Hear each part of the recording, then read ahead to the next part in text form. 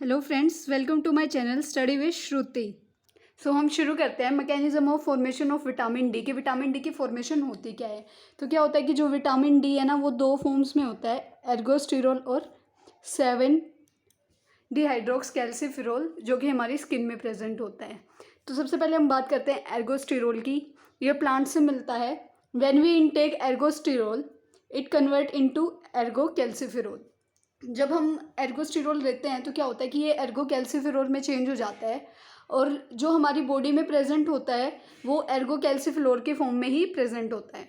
अब हम बात करते हैं 7 हाइड्रोक्सी कैल्सिफेरॉल के बारे में। ये हमारे स्किन में प्रेजेंट होता है। उसके बाद जब यूवी रेज आती हैं तो ये कैल्सिफेरॉल जो है ये उसकी हेल्प से चेंज होता है और ये हो जाता है 25 हाइड्रोक्सी कैल्सिफेरॉल, जिसको हम कैल्सीडायोल यानी कि विटामिन D2 कहते हैं। ये हमारे लीवर में प्रेजेंट होता है। उसके बाद in the presence of 1 alpha hydrolase cholecalciferol ये चेंज हो जाता है 1.25 हाइड्रोकोलिकैल्सिफेरॉल, जिसको हम कैल्सीट्रायोल यानी कि D3 विटामिन D3 कहते हैं। और ये कहाँ पे होता है? किडनी में प्रेजेंट होता है।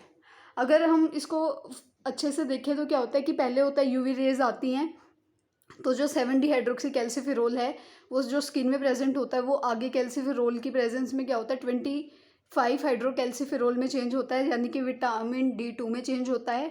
उसके बाद वो आगे फर्दर उसकी फॉर्मेशन होती है किडनी में कैल्सीट्रायोल, दैट इज़ विटामिन D3। अब हम देख लेते हैं सोर्सेज क्या क्या होती हैं विटामिन डी की। तो सबसे पहले सोर्स होता है सनलाइट।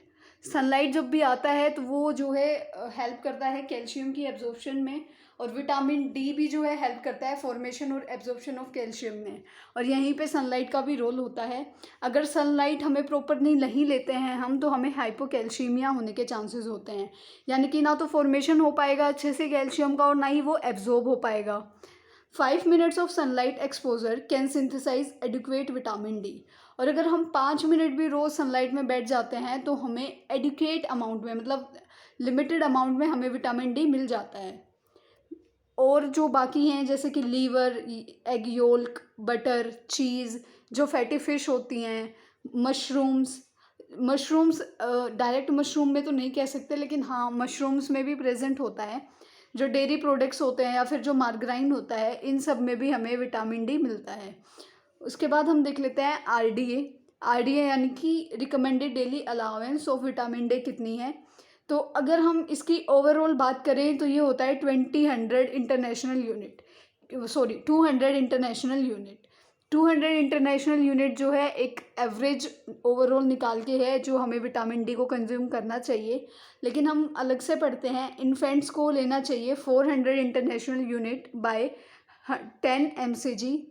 चिल्ड्रन के केस में 1600 international unit and 15 mcg। Adult के केस में 800 by 20, 800 is international unit and 20 is mcg।